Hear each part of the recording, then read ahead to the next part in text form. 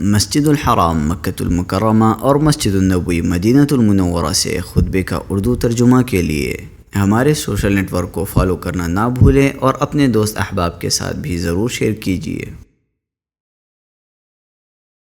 خطبہ جمعہ مسجد النبوی، تاریخ 8 شعبان 1446 ہجری و مطابق 7 فروری 2025 عیسوی۔ موضوع آفات و مصائب پر صبر کرنا۔ خطیب حضرت الشیخ صلاح البدیر حفظہ اللہ، ترجمہ عبد الرحمن بن لطف الحق۔ تمام تعریفیں اس اللہ کے لیے ہیں جس نے ہر چیز کو پیدا کیا اور اس کا ٹھیک ٹھیک اندازہ مقرر کیا، آزمائشوں اور مصیبتوں کو تنبیہ، یاد دہانی، گناہوں کا کفارہ اور پاکیزگی کا ذریعہ بنایا، اور میں گواہی دیتا ہوں کہ اللہ کے سوا کوئی معبود برحق نہیں، جس نے شریعت کو محکم بنایا، جس نے ہدایت، رہنمائی اور روشنی اور بصیرت کے لیے شریعت کو محکم و پائیدار بنایا، اور میں گواہی دیتا ہوں کہ ہمارے نبی و سردار محمد صلی اللہ علیہ وسلم اس کے بندے اور رسول ہیں، جنہیں اللہ نے گواہی دینے، بشارت سنانے، ڈرانے اور اس کے حکم سے اللہ کی طرف بلانے والا اور روشن چراغ بنا کر بھیجا۔ اللہ کی رحمتیں اور بے بہا سلامتی کا نزول ہو ان پر، ان کے آل و اصحاب پر جو روشن چہروں، فصیح زبانوں، کشادہ سینوں اور فیاض طبیعتوں کے مالک تھے۔ اللہ ان پر رحمت نازل فرمائے۔ حمد و صلات کے بعد اے مسلمانوں، اللہ سے ڈرو، کیونکہ تقوی کے ذریعے نفس میل کچل اور گناہوں سے پاک ہوتا ہے اور روحیں برائیوں اور نقصان دہ چیزوں سے مامون و محفوظ رہتی ہیں۔ اللہ تعالیٰ کا فرمان ہے، ایمان والو اللہ سے ڈرو جیسا کہ اس سے ڈرنے کا حق ہے، اور تمہیں موت نہ آنی چاہیے مگر اس حال میں کہ تم مسلمان ہو۔ اے مسلمانوں، دنیا تنگیوں اور تکلیفوں کا گھر ہے، اس کی مصیبتیں پوری کائنات میں پھیلی ہوئی ہیں، اس کے رنج و غم بار بار لوٹ کر آتے ہیں، اس کی اذیتیں وسیع و عریض فضا کو تنگ کر دیتی ہیں اور دل کو جلتے انگاروں پر الٹ پلٹ کرتی ہیں، اور اس کے درد و الم دل، جسم اور جمادات کو بھی پگھلا دیتی ہے۔ ہر روز ہم کسی رخصت ہونے والے کو، کسی غمزدہ شخص کو، کسی عزیز کو الوداع کرتے ہوئے اور کسی محبوب کو غم میں مبتلا دیکھتے ہیں، اور جو کوئی اس دنیا میں ایسی زندگی چاہتا ہے جو غموں اور تکلیفوں سے خالی ہو تو وہ ایک ناممکن چیز کے حصول کا طلبگار ہے۔ زمانہ کبھی بھی دلی صدمے، بھوک کی تکلیف اور خوفناک حملوں سے خالی نہیں ہوتا۔ اللہ تعالیٰ کا فرمان ہے، یقیناً تم اپنے مالوں اور اپنی جانوں میں ضرور آزمائے جاؤ گے۔ اللہ تعالیٰ نے مزید ارشاد فرمایا، ہم ضرور تمہیں آزمائیں گے تاکہ یہ معلوم کر لیں کہ تم میں سے مجاہد کون ہے اور صابر کون، اور تمہارے احوال کی جانچ پڑتال کریں گے۔ جو شخص قضا و قدر پر ایمان رکھتا ہے اس پر مصیبتیں آسان ہو جاتی ہیں، کیونکہ کائنات میں کوئی چیز اللہ کے علم اور اس کی مرضی کے بغیر وقوع پذیر نہیں ہوتی۔ دنیا میں کوئی چیز اس کی مشیت سے باہر نہیں جا سکتی، ہر حکم اس کی تدبیر اور اندازے کے مطابق صادر ہوتا ہے۔ اللہ تعالیٰ نے اپنے مخلوق کے لیے کچھ ایسی تقدیریں مقرر کر رکھی ہیں جو نافذ ہو کر رہتی ہیں، جن کے احکام اور نفاذ کو کوئی روک نہیں سکتا، اور ان کے تیروں کو نشانے سے کوئی چیز پھیر نہیں سکتی۔ کسی بھی شخص کو ٹھوکر لگتی ہے، کوئی رگ پھڑکتی ہے یا کوئی خراش آتی ہے، یہ سب پہلے ہی سے طے شدہ اور لکھی ہوئی تقدیر کے مطابق ہی ہوتا ہے۔ ارشاد باری تعالیٰ ہے، کوئی مصیبت نہ زمین پر پہنچتی ہے اور نہ تمہاری جانوں پر مگر وہ ایک کتاب میں ہے اس سے پہلے کہ ہم اسے پیدا کریں۔ یقیناً اللہ پر یہ بہت آسان ہے تاکہ تم نہ اس پر غم کرو جو تمہارے ہاتھ سے نکل جائے اور نہ اس پر پھول جاؤ جو تمہیں عطا فرمائے، اور اللہ تعالیٰ کسی تکبر کرنے والے، بہت فخر کرنے والے سے محبت نہیں رکھتا۔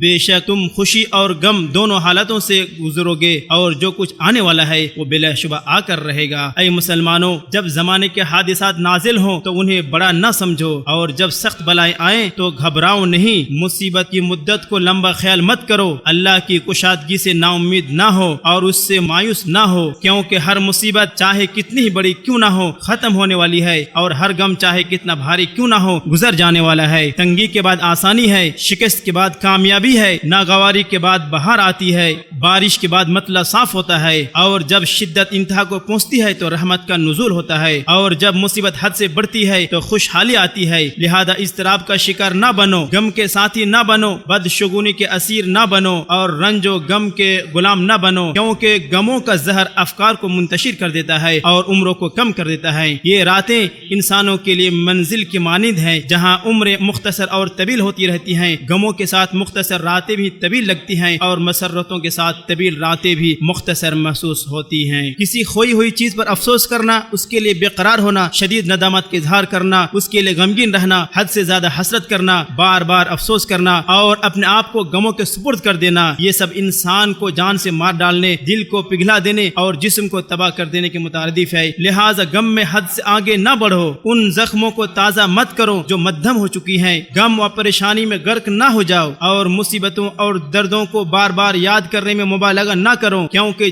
جب غم حد سے بڑھ جائے اور آنسو مسلسل بہتے رہیں تو آنسو خون میں گھلنے لگتے ہیں۔ کتنے ہی لوگ ایسے جو اپنے بیٹے یا والد کے بچھڑنے پر ایسے روئے جیسے کوئی زخمی درد سے تڑپتا ہے، نہ انہیں بھولتا ہے اور نہ راحت و سکون حاصل کرتا ہے، یہاں تک کہ ان کا جسم کمزور پڑ گیا اور ان کا وجود مٹ گیا۔ اور کتنے ہی حسرت اور افسوس کرنے والے ایسے لوگ ہیں کہ جب بھی ان کی قسمت ان کا ساتھ نہ دیا تو ان کا غصہ بڑھ گیا، اور جب بھی ان کا مال کم ہوا تو ان کی تکلیف اور پریشانیوں میں اضافہ ہو گیا۔ اور کتنے ہی غم زدہ ایسے ہیں جنہیں درد نے ایسے گھائل کیا جیسا کہ کوئی تراشنے والا قلم تراشتا ہے۔ لہٰذا اپنے دل کو ان چیزوں میں نہ الجھاؤ جو تم سے چھن چکی ہے اور تم سے دور ہو چکی ہے، اور خود کو غم، افسوس اور مایوسی میں ہلاک نہ کرو اس چیز کے لیے جو تمہاری قسمت میں نہیں لکھی گئی تھی اور نہ ہی تمہارے نصیب میں تھی، اور نہ ہی بہت جلد زائل ہونے والی چیز کو تھامے رکھو جس سے تم خود جدا ہونے والے ہو۔ جو چیز پریشانیوں کو ہلکا کرتی ہے وہ یہ ہے کہ زمانہ بدلتا رہتا ہے اور اس کے ایام لوگوں کے درمیان گردش کرتے رہتے ہیں، خوشی ہو یا غمی آخر جانے ہی والی ہے، وگرنہ پھر ہم ان سے منتقل ہونے والے ہیں۔ اے مصیبت زدہ اور غم زدہ شخص، ہر مصیبت اور آزمائش کے وقت انا للہ و انا الیہ راجعون پڑھا کرو، کیونکہ یہ الفاظ دکھوں کے لیے مداوا اور غم زدہ شخص کے لیے راحت کا باعث ہے۔ اللہ تعالیٰ نے اس دعا کو مصیبت زدہ لوگوں کے لیے پناہ اور آزمائش میں مبتلا لوگوں کے لیے ڈھال بنایا ہے۔ صبر کرنے والوں اور انا للہ و انا الیہ راجعون پڑھنے والوں کے لیے آزمائشوں پر صبر اور اللہ کے فیصلے پر راضی رہنے کے انعام کے طور پر اپنی مغفرت اور رحمت کا وعدہ دیا ہے۔ ارشاد باری تعالیٰ ہے، اور یقیناً ہم تمہیں خوف اور بھوک اور مالوں اور جانوں اور پھلوں کی کمی میں سے کسی نہ کسی چیز کے ساتھ میں آزماتے رہیں گے، اور صبر کرنے والوں کو خوشخبری دے دے کہ جب انہیں کوئی مصیبت آئے تو فوراً کہہ اٹھتے ہیں کہ ہم اللہ کے لیے ہیں اور ہم اللہ کی طرف لوٹ کر جانے والے ہیں۔ ایسے ہی لوگوں کے لیے رب کی طرف سے عنایت اور رحمتیں پرستی ہیں، ایسے ہی لوگ ہدایت یافتہ ہوتے ہیں۔ ام سلمہ رضی اللہ عنہا سے روایت ہے، انہوں نے کہا میں نے رسول اللہ صلی اللہ علیہ وسلم کو فرماتے ہوئے سنا، کوئی مسلمان نہیں جسے مصیبت پہنچے وہ بات کہے جس کا اللہ نے اسے حکم دیا ہے، انا للہ و انا الیہ راجعون، یقینا ہم اللہ کی طرف لوٹنے والے ہیں۔ اے اللہ مجھے میری مصیبت پر اجر دے اور مجھے اس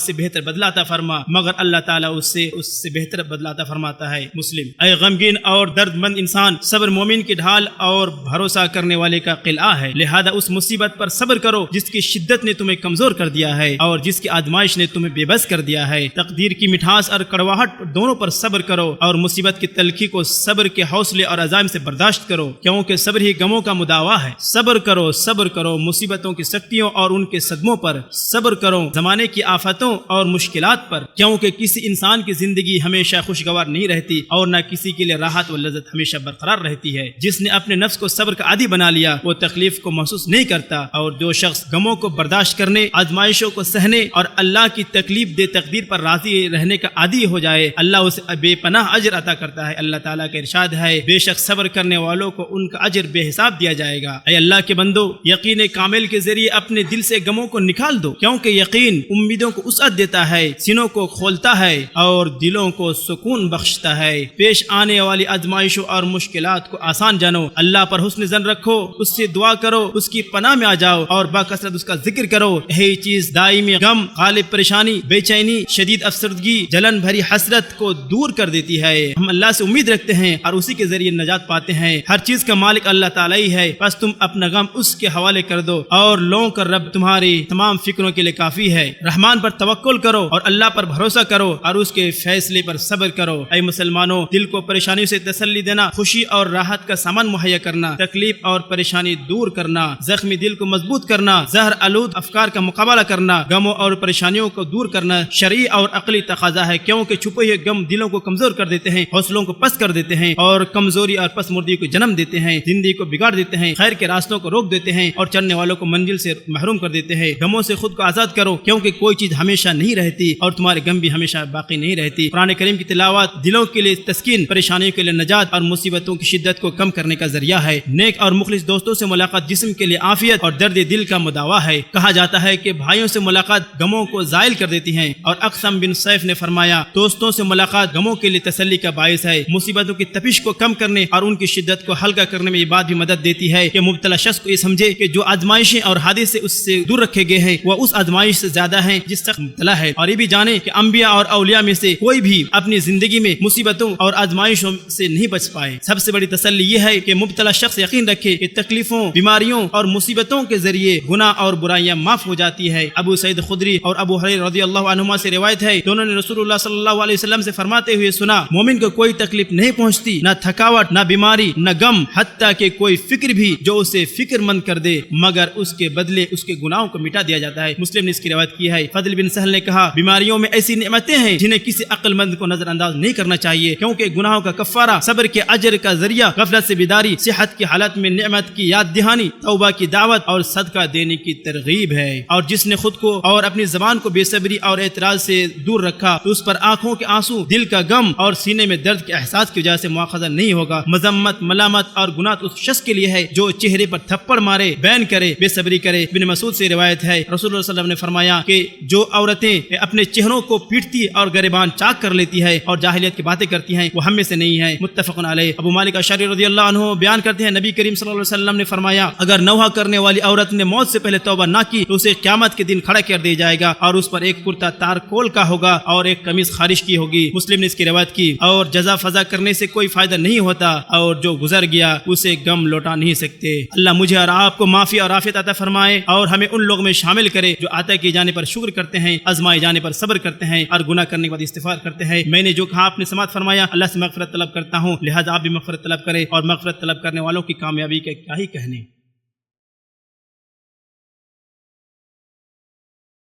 ہر قسم کی تعریف اس اللہ کے لیے ہے جو ہر اس شخص کو پناہ دیتا ہے جو اس کے لطف و کرم کا طلبگار ہوتا ہے، اور میں گواہی دیتا ہوں کہ اللہ کے علاوہ کوئی معبود برحق نہیں اور وہ تنہا ہے، اس کا کوئی شریک نہیں، جو بیماریوں کے علاج سے مایوس ہونے پر بھی انعام کرتا ہے۔ اور میں گواہی دیتا ہوں کہ ہمارے نبی محمد اس کے رسول ہیں، جو اس کی پیروی کرتا ہے وہ ہدایت پر رہتا ہے اور جو اس کی نافرمانی کرنے والا گمراہی پر رہتا ہے۔ مسلسل اور ہمیشہ درود السلام نازل آپ صلی اللہ علیہ وسلم پر اور آپ صلی اللہ علیہ وسلم کے صحابہ کرام پر۔ حمد و صلوات کے بعد مسلمان اللہ سے ڈرو اور اس کی نگرانی کا احساس اپنے دل میں ہمیشہ زندہ رکھو، اس کی اطاعت کرو اور اس کی نافرمانی سے بچو۔ ارشاد باری تعالی ہے، اے مسلمانوں، مصیبت زدہ شخص کو تسلی دینا، اس کی دل جوئی کرنا، اس کے غم ہلکا کرنا عظیم اعمال میں سے ہے اور اللہ کے قرب کا بہترین ذریعہ ہے، لہذا ہر غم زدہ شخص کے لیے سکون کا ذریعہ بنو، زخمی دلوں پر مرہم رکھو، مصیبت زدہ نفوس پر شفقت کرو، ان کی دل جوئی کرو، انہیں صبر کی تلقین کرو، انہیں تسلی دو، ان کا غم ہلکا کرو۔ اسامہ بن زید سے روایت ہے، ہم رسول اللہ صلی اللہ علیہ وسلم کے پاس تھے کہ آپ صلی اللہ علیہ وسلم کے صاحبزادی زینب کے بھیجے ہوئے ایک شخص آپ کی خدمت میں حاضر ہو کر کہا کہ ان کا بیٹا جان کنی میں مبتلا ہے۔ نبی صلی اللہ علیہ وسلم نے فرمایا کہ اسے بتاؤ کہ جو کچھ ہے سب کچھ اللہ کے لیے ہے اور جو کچھ اللہ دیتا ہے وہ اللہ ہی کے لیے ہے اور ہر چیز کا ایک اجل مقرر ہے۔ پھر وہ قسم دلا کر بھیجا کہ آپ ضرور تشریف لائے۔ چنانچہ نبی صلی اللہ علیہ وسلم کھڑے ہوئے اور آپ کے ساتھ سعد بن معاذ اور معاذ بن جبل رضی اللہ عنہما